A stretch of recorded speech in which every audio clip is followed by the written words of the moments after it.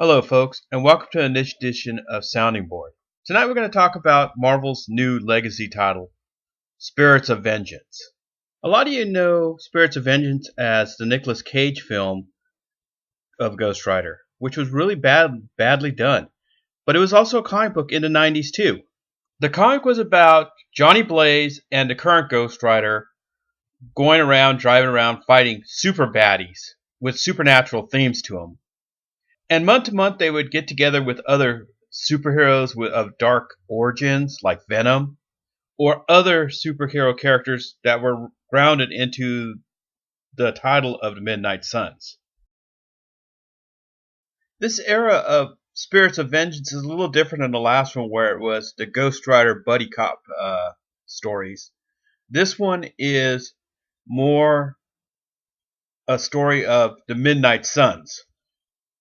And it's one of the few legacy titles I've noticed that isn't carrying the legacy numbering. This issue is actually a number 1 and a number 2. That sounds kind of funny. But the story the writers conceived for this issue is really well done. It was really surprising, unlike the 90s series, which was kind of a staple of 90s kind of superhero horror, where everything was an adventure. This is actually a story. And it felt more like I was reading a supernatural story, like the TV show, versus Marvel Comics. What do I mean by Marvel Comics? Marvel tends to have a formula they use for a lot of their titles, especially staple characters, or like in video games, they call it shovelware, where they just produce comics, but they don't think about what they want to do with them. This one they actually thought about.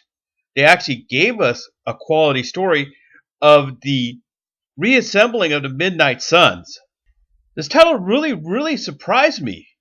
For, after all, I haven't read a very good, let's say, horror superhero comic in a long time. And this one actually took elements of characters I like. Because I basically bought it to see which Ghost Rider this is, because I enjoy the character Johnny Blaze. If you grew up in the 90s, you probably prefer Dan Catch, his brother. And in the 2000s, you probably liked the newer one in the car.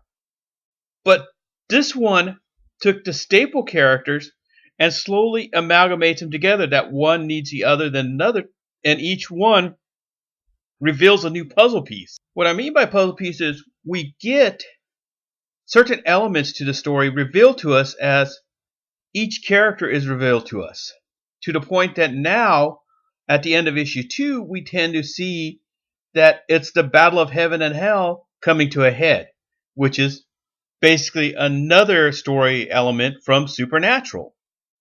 And it works. I really recommend checking this title out. It's worth the time to find. What do I mean by find is that I've noticed that a lot of comic book shops either underordered or the issue just was a sell-through. And that's really surprising for a Marvel comic, especially for characters of Johnny Blaze, Blade, Hellstorm, and his sister.